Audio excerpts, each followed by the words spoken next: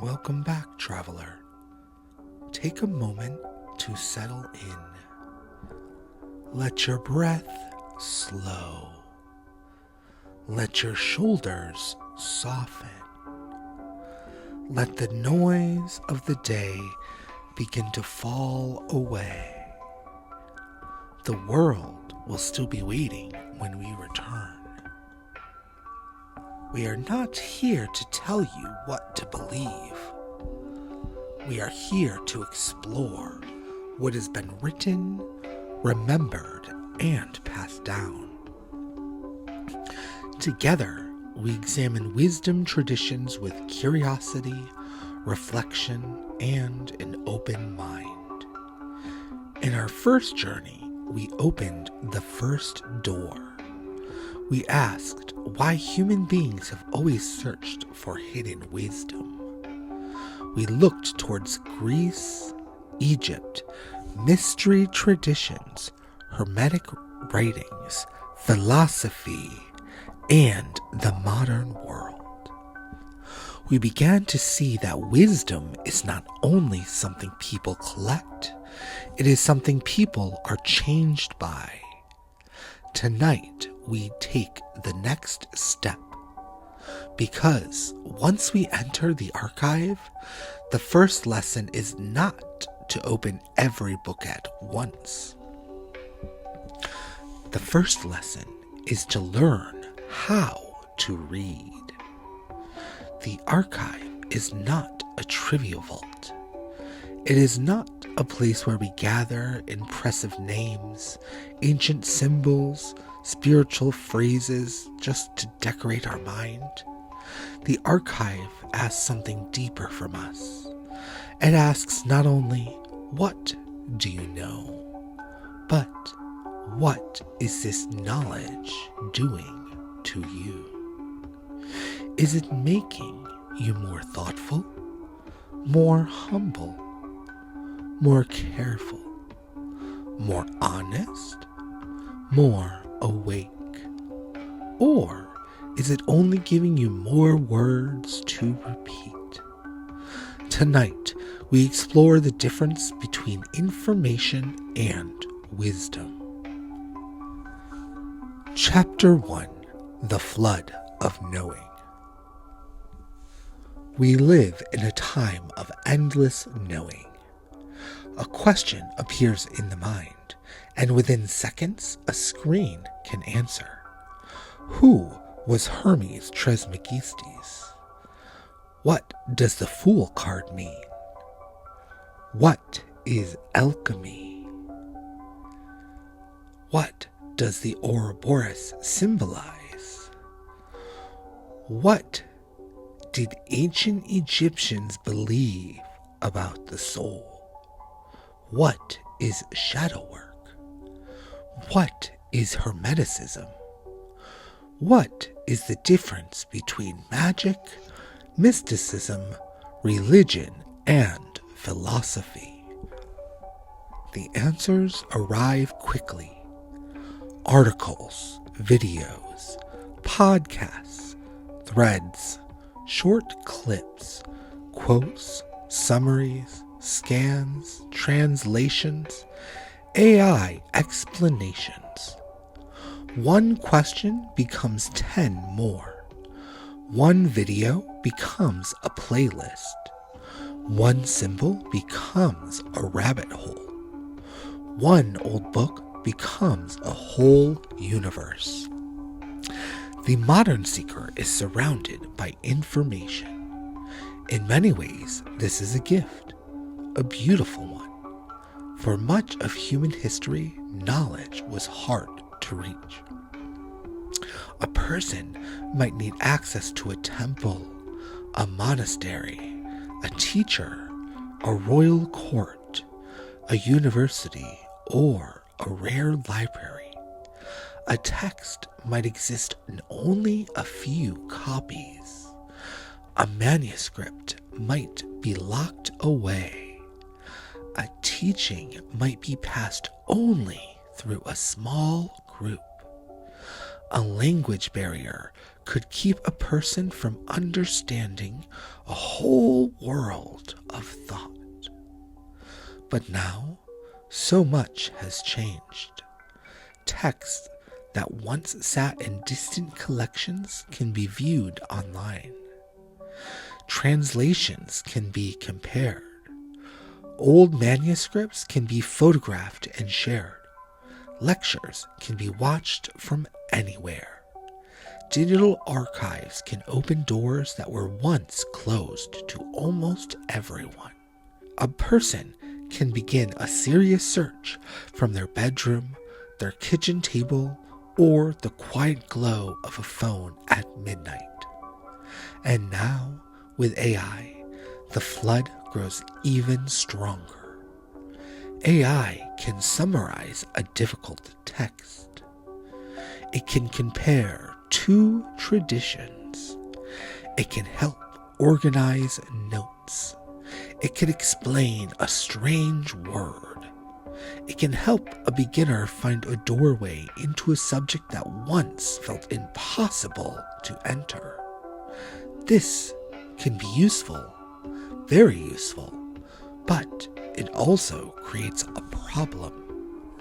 The modern seeker is not starved for information. The modern seeker is drowning in it. There is so much to read, so much to watch, so much to save, so much to collect, so much to remember, so much to question, so much to doubt. And because it all moves so quickly, we can start to confuse contact with understanding. We see a quote and feel like we know the teaching. We save a video and feel like we have studied the subject. We hear a spiritual word and feel like we understand the tradition. We learn a symbol and feel like we have unlocked its meaning. We collect the language of wisdom, but language is not the same as wisdom itself. This is especially easy in spiritual, mystical, and occult spaces. A person can learn the names of gods, angels, planets, herbs, cards, crystals, rituals, books, and symbols. They can learn correspondences. They can learn magical terms. They can learn how to speak in a way that sounds deep. They can say shadow work, alchemy, divine feminine, initiation, higher self, frequency, archetype, manifestation, gnosis, awakening, and inner child, and still not be wise. That may sound sharp, but it is not meant as judgment. It is a reminder. A person can speak beautifully about peace and still be ruled by anger. A person can know every symbol in a tarot deck and still lack discernment. A person can quote ancient teachers and still refuse to listen. A person can study rituals and never become more careful with their own actions. A person can collect knowledge and never be changed by it. This is one of the great dangers of the modern age. Not ignorance, but shallow knowing. Knowing just enough to feel certain. Knowing just enough to sound impressive. Knowing just enough to stop learning. The internet rewards speed. It rewards confidence. It rewards strong statements. It rewards beautiful aesthetics. It rewards the person who can turn a complex tradition into a short and powerful sentence. Sometimes that sentence can be helpful. Sometimes it can open a door. But sometimes it can flatten a whole world. An ancient teaching becomes a meme. A sacred symbol becomes a decoration. A difficult practice becomes a trend. A tradition with history, debate, language, rituals, and ethics becomes a sentence on a screen. This is not because the screen is evil. It is not. Information is not bad. Technology is not bad. The internet is not bad. AI is not bad. A short video is not bad. A summary, a beautiful image, it's not bad. But speed can create the illusion of depth. Access is not absorption. Exposure is not practice. Consumption is not transformation. This is why, here at Arcane Explorations, we ask you to slow down.